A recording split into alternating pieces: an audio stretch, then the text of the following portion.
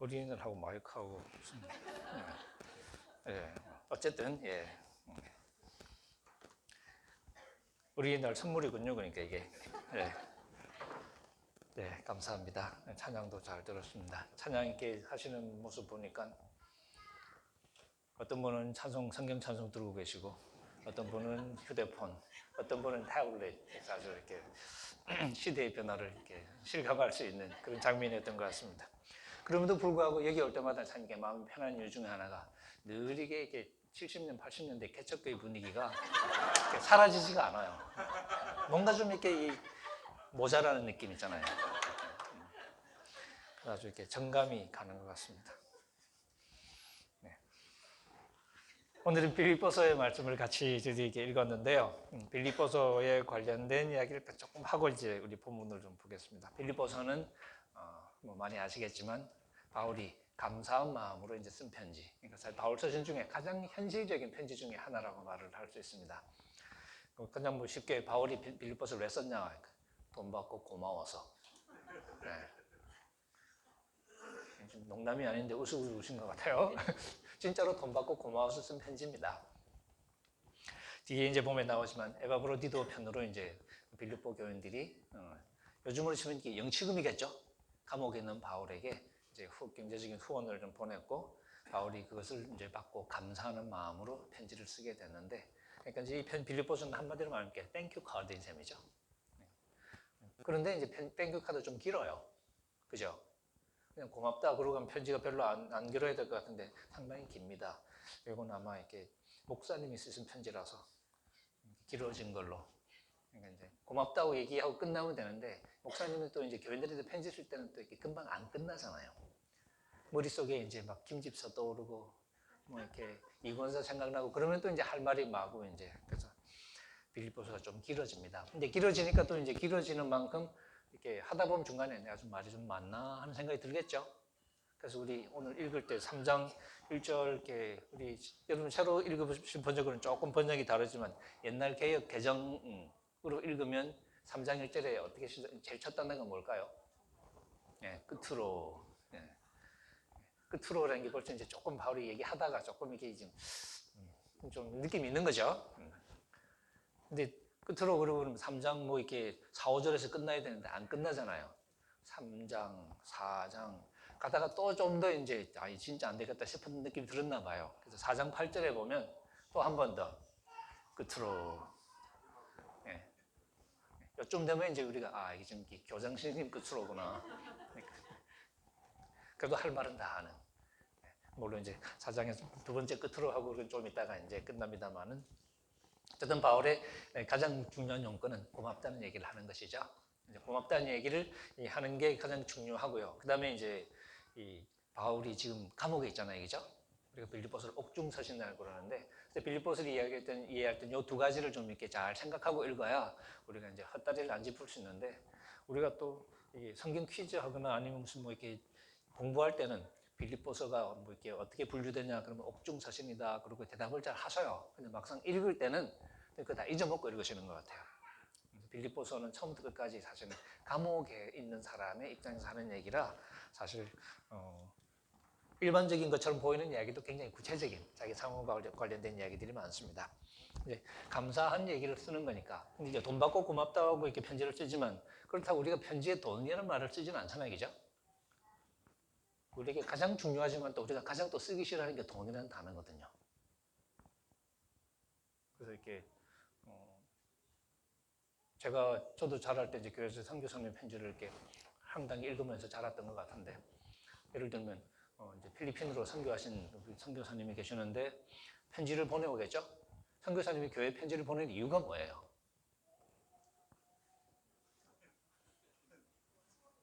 네. 자기를 이제 후원해 주니까, 그죠? 그러니까 이제 편지 쓰는 건 기본적으로 고맙다는 마음을 표현하는 거죠. 고마운 것도 있고 물론 성도들이 기도해 주셔서 고맙기도 하겠지만 그 기도는 우리 교회만 하나? 딴 교회도 다 할 텐데.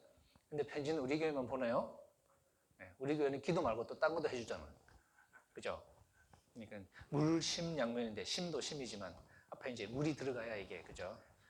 이제 편지를 보내는 가장 실질적인 이유는 이제 재정적인 후원을 생각하면서 이제 고마워서 그러는 건데, 근데 편지는 대개 이렇게 시작하죠. 사랑하는 뭐 이렇게 뭐 교회 뭐 무슨 교회 성도 여러분, 그러고 이제 그리고 이 가다 보면 이제 여러분이 제가 이렇게 필리핀에 와서 사역할 때부터 사역한 첫날부터 지금까지 저희 사역에 저희 복음 사역에 동참해 주셔서 감사를 드립니다.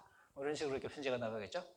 근데 이제 복음 사역에 동참해 주셔서 고맙다는 얘기를 하는 자기도 무슨 소리인지 알고 읽는 우리도 무슨 소리인지 다 알잖아요. 그죠? 좀 필리핀 가본 적이 없거든요. 그러니까 동참했다는 얘기는 실제로 이렇게 가서 어떻게 전도했다는 얘기가 아니라 쉬운 말로 하면 돈 보내주셔서 고맙습니다. 그런 얘기죠. 그러니까 바울도 똑같아요. 근데 바울도 돈이라는 말은 절대 쓰지 않습니다. 우리 1장 3절, 4절부터 쭉 보면 이제 그런 이제 고맙다는 얘기를 하고 기도할 때 이제 감사한다, 생각한다 얘기 하는데 5절에 보면 그런 표현이 나오죠. 너희가 첫날부터 이제 개역 개정을 가지고 있는데 여러분이 첫날부터 지금까지 내가 처음부터 지금까지 복음을 위한 일에 참여하고 있어서 이제 고맙다 하는 거죠. 그게 이제 제가 썼던 선교사님 표현하고 똑같은 표현이죠. 처음부터 지금까지 여러분이 복음을 위한 일에 참여하고 있다는 얘기는 빌립보 교인들이 전도를 열심히 하고 있다는 얘기가 아니라 바울을 재정적으로 도와준 그것을 염두에 두면서 하는 얘기니까 이거 쉬운 말로 번역하면 Thank you for the money 이렇게 번역을 할 수 있을 것 같습니다. 그리고 읽으면 6절도 좀 재미있죠. 여러분 안에 착한 일을 시작하신 분께서 착한 일이 특별히 뭘까요? 여기서는 우리가 여러 가지 착한 일을 말할 수 있는데 이 문맥에서 착한 일 그랬을 때는 아무래도 이제 어려움 있는 사도를 도왔던 그런 성도들의 마음을 생각하면서 그죠? 그분께서 그리스도 예수의 날까지 완성하실 줄을 그렇게 한다고 그랬으니까 이게 약간 듣기에 따라서는 뭐 그 마음 변치 말기를 뭐 이런 식으로 읽힐 수도 있겠죠? 그리고 이제 내가 여러분들을 위해서 이렇게 생각하는 게 마땅합니다. 왜냐하면 여러분께서 내 마음에 있고 그 다음에 나의 매임, 지금 감옥에 갇혔으니까요. 바울에게 투옥과 그 다음에 복음을 변호하고 확정하고 하는 일에 여러분께서 다 나와 함께 은혜에 참여한 사람들이 되었기 때문입니다. 나와 다 함께 은혜에 참여했다는 이야기 역시 적나라하게 바꾸면 경제적인 후원을 여기 염두에 둔 거죠. 은혜에 참여한 게 달리 참여한 게 아니라 돈으로 이제 도와주면서 참여한 거니까. 여기 이제 가장 기본적인 용건이 처음에 나온 거죠. 할 말은 다 했어요, 이제는. 할 말은 다 했는데, 근데 또 이제 바울이 감옥에 갇혔으니까 자기 상황에 대한 설명이 좀 필요하겠죠. 그래서 이제 감옥에 있는 자기를 위해서 기도하고 걱정하고 할 성도들을 생각하면서 이제 자기 상황을 얘기를 이렇게 합니다. 그래서 이제 고맙다는 얘기 해놓고 나서 9절, 10절, 11절에 이제 기도를 잠깐 하고요. 끝까지 잘 갑시다 하고 기도하고, 그 다음에 12절부터 이제 자기 상황에 대한 설명이 좀 나오죠. 감옥에 있는 자기 상황에 대해서 걱정하지 말라고. 감옥에 갇혔는데 오히려 복음 사역에 도움이 됐다는 얘기하고, 하지만 또 이제 인생이 쉽지는 않겠죠. 서로 이제 좋은 일 할 때도 경쟁 구도가 형성되는 경우가 참 많죠. 둘 다 좋은 일 한다고 하는데 둘이 좋은 일 할 때 싸워.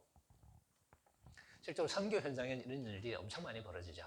그래서 이렇게 제가 아는 한 선교사님은 갔다가 헉 하고 다시 돌아오신 분도 계시고요.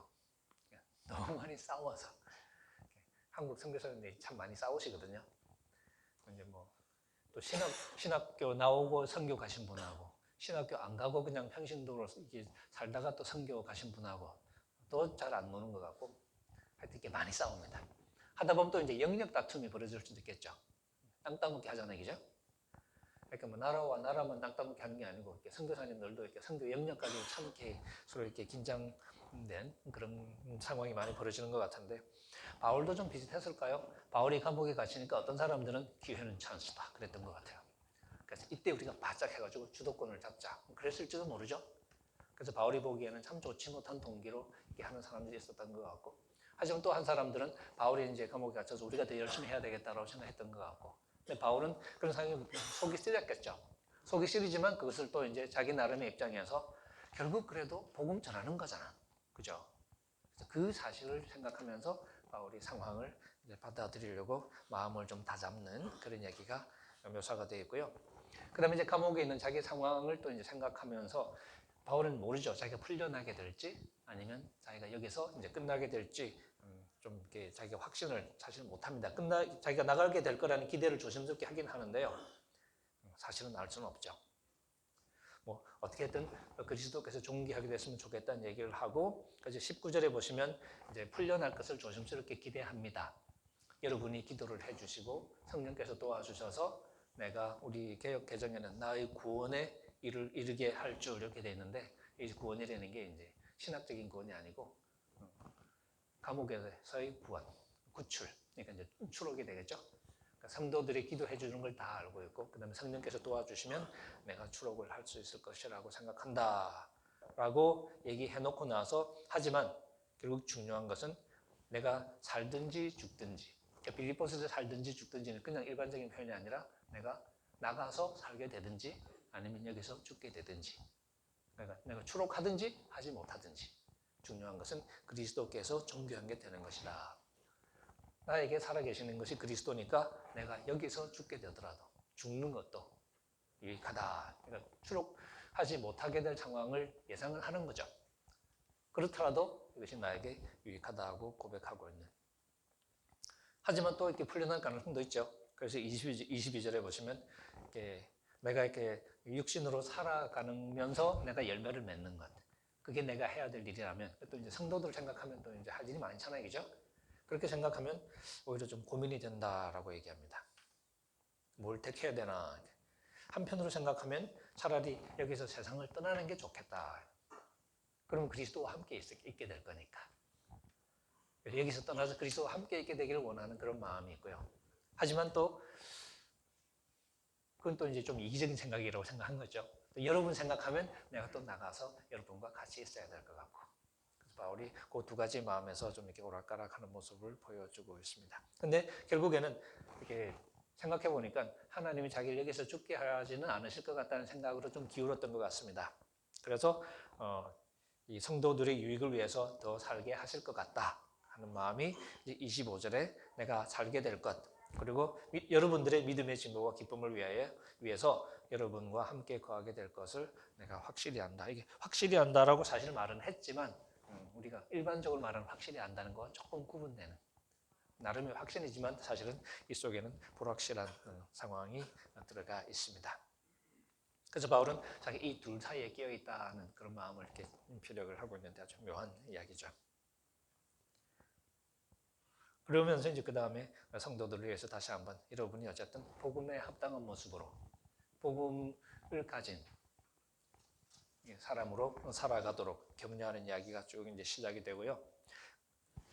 그 다음에 이제 그 이야기가 이어지면서 2장, 3장 쪽에서 이제 이야기가 풀려나가고 있습니다. 우리가 읽은 3장 첫 부분은 바로 그런 성도들을 향한 염려 중에 한 부분인데, 사실 3장 1절까지는 그래도 분위기가 참 좋은데요. 3장 2절에 갑자기 분위기가 돌변해서 조금 좀 이렇게 의아한 느낌이 드는 그런 부분이 있습니다. 여러분 이렇게 보시면 빌립보서 3장 1절에는 사실 이제 뭐 마지막으로, 그죠? 오늘 번역을 다르게 할 수도 있겠지만 어쨌든 주님 안에서 기뻐하라. 같은 말을 쓰는 것이 수고로움이 없고 여러분에게는 안전하다.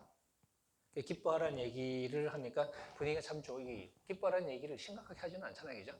근데 3장 2절에 보면 갑자기 좀 악담이 아주 험악한, 바울 서신에서 아마 가장 말이 거친 부분이라고도 이렇게 할 수 있을 것 같은데, 그런 험악한 표현들이 나오면서 글쎄요, 갑자기 개새끼들 조심해라 하는 얘기를 하니까 그러지 않겠습니까?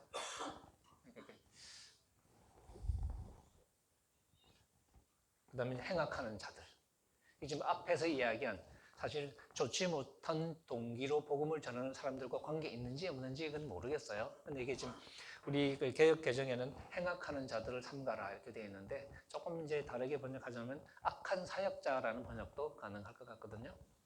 악한 사역자들을 조심하라.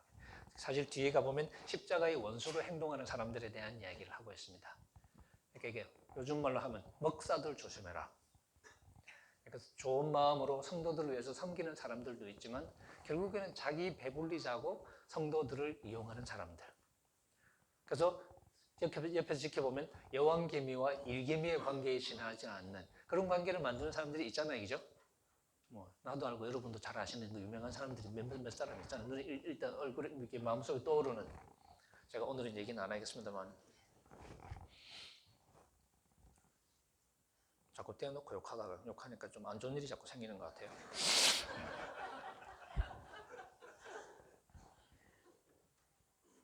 엉뚱한 얘기인데, 지난주에 제가 이렇게 제 사촌 누나한테 뜬금없이 전화를 받았습니다. 평소에 연락도 잘 안 하는데. 지금 제 고향이 경남 함양이고요. 그 누나는 이제 바로 옆 동네, 거창이라는 동네에 이제 시집 가서 오랫동안 살고 계시는데, 그 자형하고 이제 그 누나가 다니시는 교회, 거창에 있는 이제 교회인데, 그 교회 아마 어떤 사람이 와서 강의를 했나 봐요. 그 강의하는데 갑자기 제 사진을 크게 띄워놓고, 그 다음에 눈을 가리고, 그리고 이렇게 뭐라 그랬더라?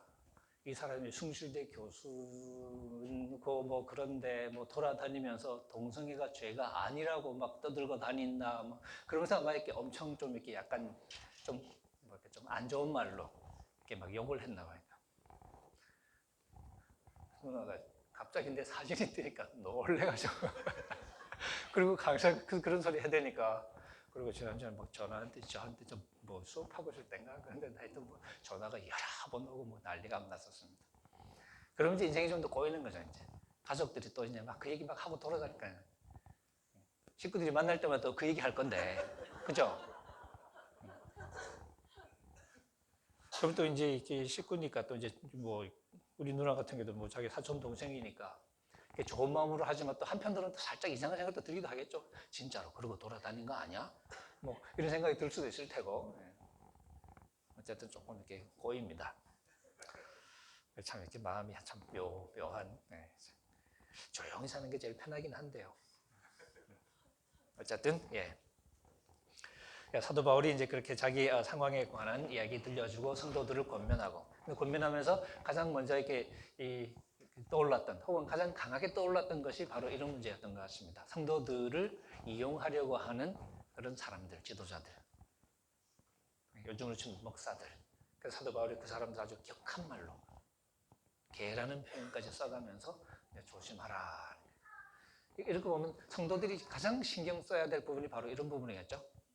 제가 진짜일까 가짜일까, 제가 제대로 된 사람일까 아닐까를 따지는 것이 어쩌면 성도들에게는 가장 중요한, 그죠? 이 좀 관심사 중에 하나가 되어야 되는 게 아닌가 하는 생각이 들기도 합니다. 근데 여기서 바울이 그런 얘기했던 구체적인 그 이유는 여기 뒤에 보면 이제 몸을 상해하는 사람들. 이거 직역하면 뭐 사실 뭐 요즘으로 치면 뭐라고 할까요? 이게 몸을 상해한다는 게 이게 뭐 자해한다고 말을 해야 되나? 어쨌든 신체를 좀 절단하는, 바울이 좀 이렇게 악담을 한 셈인데요. 사실 이런 얘기를 하는 이유가 이제 신체 절단을 해야 된다고 주장하는 사람 중에 이제 대표적인 그룹이 이제 할례를 주장하는 사람들이죠. 할례를 주장하는 사람들 때문에 화가 나서 지금 사실 바울이 아주 거칠게 지금 악담을 하는 건데, 우리 한글에는 안 나오지만 이게 헬라어로는 조금 약간 언어 유희를 하고 있는 것처럼 보입니다. 그러니까 할례라는 말과 비슷한 이 앞만 다른, 자르긴 자르는데 이제 둘레를 자르는 게 아니고 확 자르는. 어쨌든 확 자르는. 저는 바울이 지금 이 표현 쓴 걸 아마 후회하고 있을 것 같아요. 제 생각에는. 쓸 때는 성경책이 될 줄을 몰랐기 때문에 바울이 말을 좀 편안하게 이렇게 했는데, 아마 지금은 조금 갈라디아서에서도 사실은 비슷한 표현들이 나옵니다. 이렇게 이제 할례를 주장하는 사람들께는 바로 화가 많이 나니까 이제 그런 생각을 했겠죠. 그 얘기를 하는 이유가 뭐냐면, 그리고 이제 자기 자신을 대조하죠. 그리고 3절에 보시면 자기의 그 삶의 패턴이 하나님의 성령으로 봉사한다. 봉사한다는 건 뭐 예배한다라고 뭐 우리가 이해를 해도 될 것 같고요. 하나님의 성령으로 우리가 살아가는 거죠. 바울이 하나님의 사도로, 이방인의 사도로 섬길 때 하나님의 성령이 자기의 삶을 살아가는 가장 중요한 원리가 되는 거죠. 그 다음에 그리스도 예수로 자랑하고, 자랑한다는 것은 조금 이제 의역을 하자면 의존한다, 혹은 같이 삶의 중심으로 삼는다, 뭐 이렇게 표현해도 좋을 것 같습니다. 그리스도 예수를 유일한 자랑거리로, 자랑거리라는 것은 그냥 뻑인다는 게 아니라 유일한 의지 대상으로 혹은 삶의 기초로 삼는다. 그리고 그걸 다시 말하면 육체를 신뢰하지 않는다는 거죠. 육체라는 것은 육체적인 가치를 말하는 거겠죠. 바울이 성령과 육체를 대조할 때에는 뭐 여러 가지 맥락에서 여러 가지 의도를 쓰겠지만 가장 근본적인 것 중에 하나가 하나님의 생명을 우리에게 매개할 수 있는 것인지 아닌지. 이게 이제 바울이 성령이냐 육체냐를 구분하는 가장 중요한 겁니다. 우리가 육체적인 가치라고 말했을 때는 갈라디아서나 아니면 빌립보서에서 말하는 것처럼 할례라는 가치가 있겠죠.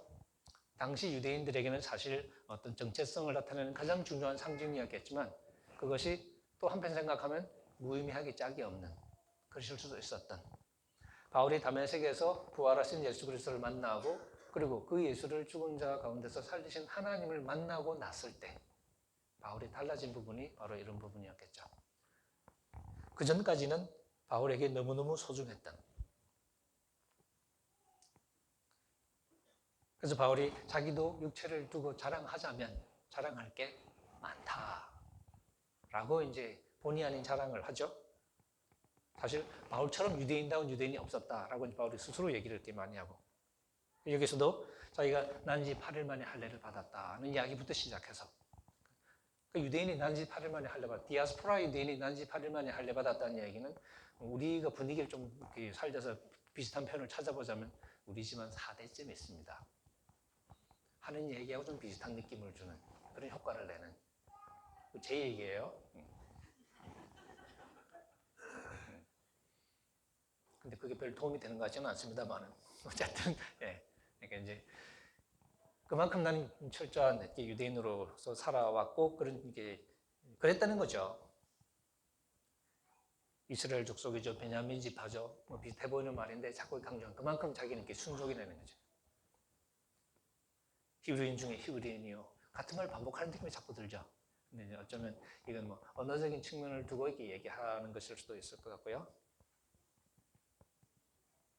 그리고 율법으로는 바리새인이고 율법의 열심으로는 교회를 박해하고 교회를 박해한 것이 뭐 왜 그런가는 우리가 뭐 사실 나중에 바울을 만나서 왜 바울 교회를 박해했는지 물어봐야 정확하게 알겠지만 우리가 이렇게 추정해 보기로는 이 교회가 자기가 생각하는 유대인 민족으로서의 순수한 정통성, 이 정체성을 해치는 주된 그룹이라고 보았기 때문에 이 교회를 박살내야 우리 민족의 순수한 하나님의 백성의 순수함을 지킬 수 있다고 생각했던 것처럼 보입니다. 그랬던 사람인데 그리고 율법의 의로는 흠이 없다고 얘기했죠. 그러니까 뭐 저는 개인적으로 이 율법의 의라는 도덕적인 차원이라기보다는 유대인으로서의 그 정체성이라는 차원에서는 어느 하나 흠잡을 데 없는 그런 사람으로 살아왔던 그렇지만 자기에게 유익하던 것이 이제는 유익한 게 아니라 오히려 손해가 되는 것이다. 장사로 생각한다면 예전에는 흑자라고 이렇게 썼을 것을 이제는 적자라고 쓰는 이런 판단의 변화, 생각의 변화, 사태를 바라보는 관점이 아주 바뀌어버린 거죠. 예전에는 나에게 아주 소중한, 가장 소중한 것이었는데 이제는 나에게 아무 의미도 없는 이런 변화가 바울에게 일어났었다는 거죠. 바울이 자기 얘기를 이렇게 들려주는 겁니다. 오히려 유익이 아니라 이제는 오히려 해롭기까지 하다. 모든 것을 내가 손해로 여긴다. 왜냐하면 가장 중요한 가치가 있어서 그러겠죠. 그게 바로 예수 그리스도를 아는 것이라는 거죠. 그를 위하여 모든 것을 잃어버리는 정도가 아니라 오히려 모든 것을 배설물, 우리 식으로 하면 개쓰레기로 여기는 거죠. 아무 의미가 없는. 바로 이 부분에서 사도 바울은 자기가 그리스도를 만나기 이전과 이후에 달라진 가치관을 아주 극명하게 드러내 보여주고 있습니다. 이제 나에게 중요한 가치는 무엇이냐? 예수 그리스도를 아는 것이라고 이야기를 하죠. 근데 그리스도를 아는 것은 그냥 지적으로 알아가는 것은 아니겠죠. 그래서 9절에 보시면 그리스도 안에서 그리스도를 얻는다라는 표현을 썼죠. 그리스도를 얻고 그 다음에 그리스도 안에서 발견된다는 거죠. 이 발견되는 게 어느 시점인지 모르겠지만 분위기를 보아하면 바울은 적어도 전체적으로는 마지막 심판 때를 염두에 두고 있는 것으로 보입니다. 그때 자기가 그리스도 밖에 있는 존재인지 안에 있는 존재인지가 가장 객관적인 방식으로 드러나겠죠. 자기가 그리스도 안에 있는 존재로 드러나기를 원하는 그렇게 해석 안 하는 분도 있겠지만 이제 이걸 그런 심판의 문맥에서 읽을 수도 있을 것처럼 보입니다. 그러기 위해서 자기에게 의가 필요한데 이 의가 율법에서 나는 것이 아니라 하나님께서 주시는 예수 그리스도를 통해서 믿음으로 얻게 되는 의라고 이야기를 하고 있습니다. 근데 그리스도를 안다는 것이 그리스도를 얻는 것, 그리고 그리스도 안에서 발견되는 것. 그것을 또 다시 30절에 가면 그리스도를 아는 것을, 그리스도를 알고 그 다음에 그 부활의 권능, 부활의 능력이죠. 부활의 능력을 아는 것이라고 다시 설명을 하고 있습니다. 그 다음에 그의 고난에 참여하는 것이라고 얘기를 하고 있죠. 그리고 조금 더 이제 이 시나리오를 쓸 때 그의 죽으심을 본받아서 그래서 어떻게 해서든지 죽은 자 가운데서의 부활에 이르는 것. 이게 바울의 삶의 목표였다는 거죠. 그런데 지금 바울의 삶은 그리스도의 고난에 참여하는 삶이라고 이해가 되겠죠? 그리고 그 삶의 목표가 그리스도의 부활에 참여하는 것. 제가 제목을 부활에서 부활로 그랬는데 첫 번째 부활은 그리스도의 부활이겠죠? 이게 모든 그리스도인의 삶의 토대가 되는 거예요. 이 그리스도의 부활이 언젠가는 우리의 부활이 될 것에 대한 기대. 그것이 우리가 생각하는, 이제 우리가 말하는 부활의 소망이라고 합니다. 바울은 이 소망 속에서 지금 자기의 삶이 이 그리스도의 부활에 참여하는 올바른 길이 되도록 하기 위해서 무지 애를 썼던 거죠. 그것을 그리스도의 고난에 참여하는 것이라고 설명을 하고 있습니다. 근데 그리스도의 고난에 참여한다는 말을 조금 실제로 하면 결국은 이 앞에 말했던 개들, 악한 사역자들, 그런 사람들이 주장하는 것처럼 쓸데없는 가치에 목매이지 않는 오히려 하나님의 성령으로 자랑하는 사람들, 하나님의 성령으로 자랑하고 살아가는 삶, 예수 그리스도를 자랑하는 삶, 예수님을 신뢰하고 성령을 신뢰하며 살아가는 삶이 진짜 삶이고 육체적인 가치를 신뢰하지 않는 것. 그게 바로 예수 그리스도의 고난에 참여하는 삶의 모습이라고 이야기를 하고 있습니다. 여러분도 많이 느끼시겠지만 우리가 살아가는 삶이 늘 선택이지 않습니까? 그죠?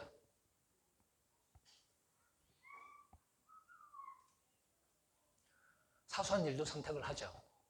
아침에 일어나서 몸이 좀 피곤한 것 같기도 하고 미세먼지가 최악이 되는데 대부도를 갈까 말까 이런 고민부터 시작해서 결국은 갔습니다. 잘 놀고 왔는데 좀 더 심각한 고민까지. 그러니까 아까 말씀드렸던 것처럼 이렇게 이 사촌 누나한테 막 이상한 전화 받고 막 그러고 나면 또 이제 여러 가지 생각이 복잡해지는 거죠. 그러니까 내가 좀 더 가열차게 일로 가야 되나? 아니면 좀 더 몸조심을 해야 되나? 여러 가지 생각들. 우리의 삶이 늘 사소한 것부터 시작해서 선택을 하면서 살아가는데, 그러니까 우리에게는 알게 모르게 이제 기준이 작동하는 거죠. 내가 뭘 가지고 이제 판단하는지. 때로는 내가 의식하고 판단하겠지만, 때로는 의식하지 못한 채로 내가 판단하기도 하겠죠. 근데 그 의식적이든 무의식적이든 우리의 판단을 좌지우지하는 가치관이 있을 텐데, 그죠? 실제로 우리의 삶을 움직이는. 사도 바울은 바로 그것이 하나님의 성령이라고 얘기했고, 예수 그리스도를 자랑하는 것이라고 얘기했는데, 그리고 육체적인 가치를 신뢰하지 않는 것이라고 얘기했는데, 그래서 우리가 우리의 삶을 바라볼 때도 결국은 내가 살아간 이 삶이 하나님의 성령에 이끌리는 혹은 하나님의 성령을 바라보는 삶인지 아니면 이 세상의 육체적인 가치에 마음을 두는 선택인지.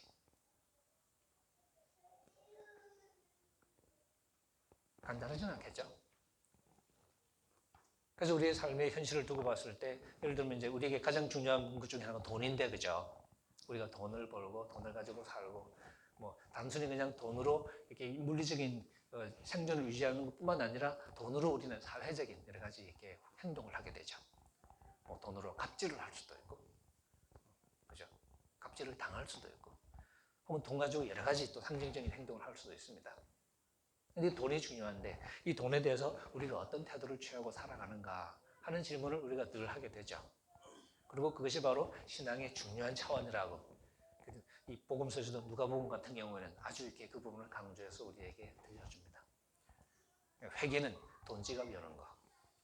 이제 욕심 부리는 사람 얘기죠. 삭개오처럼. 자기 욕심을 위해 살던 사람이 그리스도를 만났을 때 그 욕망으로부터 벗어나는. 그래서 재산을 절반을 잘라서 일단 나눠주고 그 다음에 자기가 잘못한 것들을 갚겠다는 생각을 하게 되는, 자기의 삶을 정상적인 삶으로 되돌리겠다는 그 마음이 바로 이제 그리스도를 만났을 때 갖게 되는 마음이고, 바로 그 삭개오의 집에 그리스도께서 구원을 선포하는 이야기를 우리가 알고 있죠. 그런 것처럼. 그래서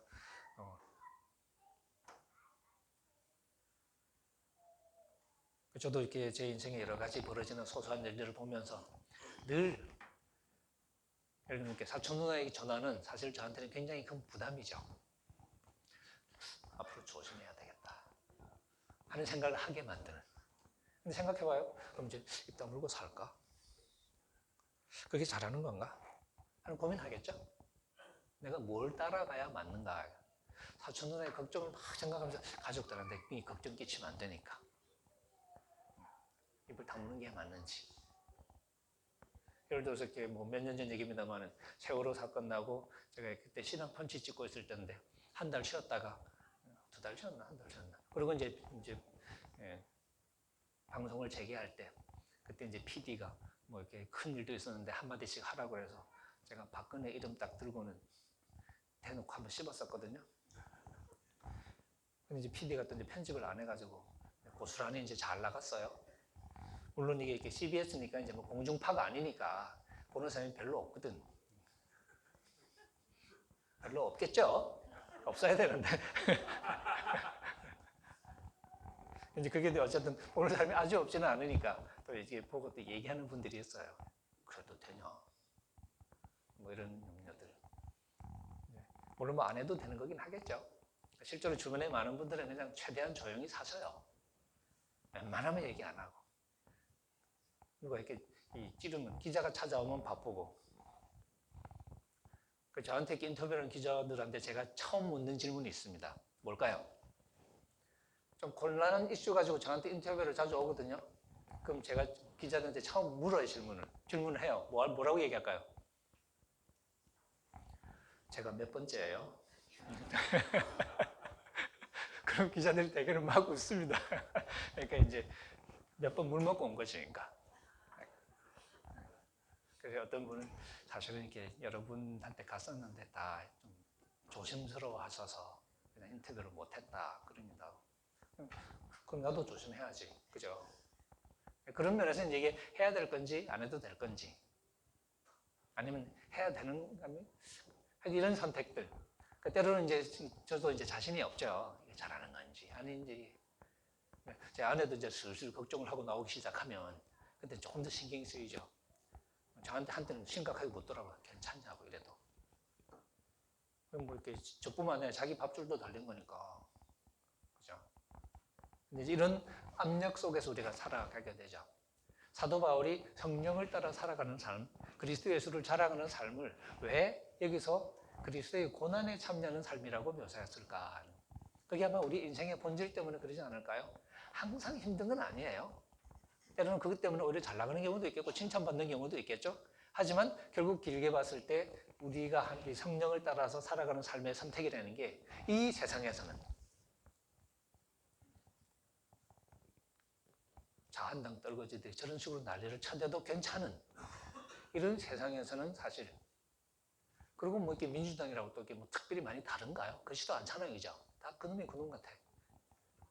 근데 그런 사람들이 권력을 쥐고 있는 세상에서는 그럼 뭐 세상이니까 그러지 교회는 다르지라고 교회 와서 보면 여긴 또 더하잖아 또, 그죠? 말도 안 되는 것들이 뭐 이렇게 목사로 큰 소리 치고 교인들은 또 아멘하고 뒤집어지고 이런 상황은 더 깝깝하죠. 근데 이게 현실이란 말이죠. 이런 현실에서는 결국 우리가 가려고 하는 길이 오히려 더 쉽지 않은 길이 되는. 결국 사도 바울이 크게 몽뚱그려서 고난이라고 부르는 그런 선택이 될 가능성이 많다는 거죠. 돈을 좀 덜 버는 길이 될 수도 있고 때로는 돈을 아예 손해보는 길이 될 수도 있겠죠. 사회적인 관계 면에서도 가장 어려운 것 중에 하나가 관계 면이죠. 관계를 유지하기가 쉽지가 않습니다. 동창들을 만납니다. 고등학교 때부터 아주 친하게 지냈던 놈들인데 1차, 2차까지는 아무런 문제가 없어요. 그죠? 같이 밥 먹고 뭐 술 마시는 자리까지도 오케이. 근데 걔들은 한 번 더 가고 싶거든. 3차를 가고 싶은데 내 눈치가 보이는 거지 이제. 그래서 내가 고3 때 반장이었는데 지금 되지 한데 반장 이렇게 불러요. 무슨 생각인지 모르겠는데. 근데 이제 지네들은 또 3차가 가고 싶은데 이제 나는 그런 놈이 아니란 거 아니까, 그죠? 근데 아주 친하니까 사실 뭐 이렇게 그런 게 큰 문제가 안 되지만 조금 더 공식적인 관계가 되면 이게 사람들의 사이를 확 갈라놓습니다. 3차를 가는 사람하고 안 가는 사람하고는 사실 같이 놀기가 쉽지 않을 때가 많거든요. 그럼 결국은 우리의 삶이 제한될 수밖에 없고, 근데 3차 가서 다 계약하고 그러던데, 3차 가서 이 긴밀한 얘기 하다가 또 이렇게 계약 뭐 이렇게 하고 이러잖아요. 여기 사업하신 분 많이 아실 텐데, 그죠? 이게 쉽지가 않은 거죠. 그런 고민뿐만 아니라 사실은 좀 더 약자 입장에서 하게 된 고민도 있죠. 저희 그 교회 예전에 교회 집사님이 과장님이었는데 영국에 있을 때 주재원이었어요. 그분이 기도 제목처럼, 그분의 기도 제목은 제가 한번 말씀드린 것 같은데, 한국에서 팩스가 안 오도록 기도해 달라고. 무슨 소리냐 그랬더니 높은 분이 뜨신대요. 곧 높은 분이 오시는데 되게 높은 분이 오시기 전에 팩스가 날라온대. 한국에서. 무슨 팩스일까요? 좋은 데 알아봐 놔라. 자기가 그걸 해야 되는 거예요. 그 좋은 데라는 건 그냥 뭐 한잔 할 수 있는 이 정도면 알아볼 수 있겠죠. 근데 그 정도가 아니고 좀 더 좋은데. 자기도 잘 알지도 못하는데 사실 그런 팩트를 받으면 근데 그거 사실은 이렇게 노할 수가 없는 거죠. 노하면 자기 이제 잘려야 되니까. 위에서 제일 위에 사람이 뜨는데 그죠? 자기 이제 미치겠는 거니까 어떻게 해야 되나? 자기가 돌아다니는 그런 데를 알아봐야 되나? 하는 그 현실적인 고통이죠. 그 짐을 피할 수가 없잖아요. 그러니까 저한테까지 와서 팩스 안 오게 기도 좀 해달라고. 제가 평소에는 기도 약발이 별로 없는데요. 그때는 그렇죠. 다른 사람이 기도해서 그런지 팩스가 안 왔다고. 그래서 굉장히 기뻐하고 막 저한테도 고맙다고 그랬던 것 같은데. 저한테만 얘기했겠어요? 온갖 사람한테 다 기도 부탁했겠죠? 아마 그런 분들의 아마 이렇게 기도의 힘 때문에 그런 게 아닐까. 이런 고민들을 품고 살아가니까 사실 목회자 입장에서도 좀 더 이제 저는 이렇게 뭐 담임 목회하고 그런 사람은 아니지만 좀 더 조심스러울 때가 있죠. 교인들이 야단치기가 쉽지가 않을 때가 있습니다. 그런 압력 속에서 살아가는 선택이 어떤 선택이든 손쉬운 선택은 아니죠. 이게 참 말이 쉽지가 않은 거죠. 우리가 모두 이런 선택을 하면서 살아가게 됩니다. 사도 바울은 우리의 삶의 목표가 이 부활에 이르는 것이라고 얘기했고 그 부활에 이르는 과정이 그리스도의 고난에 참여하는 것이라고 얘기했습니다.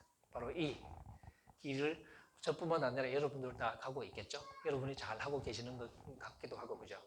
바로 그런 모습을 우리가 다시 한번 되새기면서 그것이 그냥 힘들게 살아가는 게 보람있다고 끝나는 게 아니라 바로 이것이 그리스도의 부활에 참여하는 삶이라는 사실 이것이 우리를 떠받치는 큰 소망이 되는 것이고 우리 속에도 할 수 없어서 내가 일 간다가 아니라 정말 부활에 참여하는 적극적인 선택으로서의 고난의 삶을 우리가 생각하고 그것을 선택할 수 있는 용기. 그래서 때로는 기쁨으로 우리가 그 길을 갈 수 있는 왜냐하면 그것이 진정한 삶으로 이어지는 것을 우리가 알기 때문에 그런 자신감 그것이 우리 교회가 함께 회복하고 함께 보여줘야 할 우리의 태도가 아닐까 그런 생각을 하면서 이 말씀을 함께 나누었습니다. 제가 개역 개정으로 마지막 몇 절을 읽고 마무리를 하겠습니다. 그러나 무엇이든지 내게 유익하던 것을 내가 그리스도를 위하여 다 해로 여길 뿐더러 또한 모든 것을 해로 여김은 내 주 그리스도 예수를 아는 지식이 가장 고상하기 때문이라. 내가 그를 위하여 모든 것을 잃어버리고 배설물로 여김은 그리스도 예수를 얻고 그리스도를 얻고 그 안에서 발견되려 하매니 내가 가진 너희는 율법에서 난 것이 아니요 오직 그리스도를 믿음으로 말미암은 것이니 곧 믿음으로 하나님께로부터 난 의라. 내가 그리스도와 그 부활의 권능과 그 고난의 참념을 알고자 하여 그의 죽으심을 본받아 어떻게 해서든지 죽은 자 가운데서 부활에 이르려 하노니. 이 소망이 우리의 삶을 특징짓는 가장 중요한 소망이 되기를 주의 축원합니다. 기도하겠습니다. 자비로우신 하나님, 오늘 저희들이 사도 바울의 말씀을 잠시 읽고 함께 생각해 보았습니다. 살아가면서 저희들은 늘 많은 선택을 하게 됩니다. 사도 바울은 하나님의 성령으로 봉사하는 삶과 육체를 신뢰하는 삶을 대조하면서 자기의 감옥 속에서 자기의 삶을 또 반추해 봅니다. 우리 역시 우리에게 주어진 상황 속에서 하나님의 성령을 따라가는 삶이 어떤 것일지, 또 육체를 신뢰하며 살아가는 삶은 또 어떤 모양일지 고민하면서 우리의 길이 정말 이 세상 것 아닌 예수 그리스도를 사랑하는 삶이 되기를 하여 성령님의 인도를 따라서 그리스도의 고난의 길을 통해서 그리스도의 부활에 이르는 생명의 길이 되기를 소원합니다. 하나님 저들의 걸음걸음을 지켜주시고 저들의 생각을 붙잡아 주시고 하여 우리 새마음교회 성도 한 사람 한 사람이 모두 성령의 인도 아래 하나님을 섬기며 부활의 소망을 함께 나누어가는 그리고 그 소망의 길을 함께 걸어가는 생명의 공동체가 될 수 있도록 주님 도와주옵소서. 예수님의 이름으로 기도합니다. 아멘.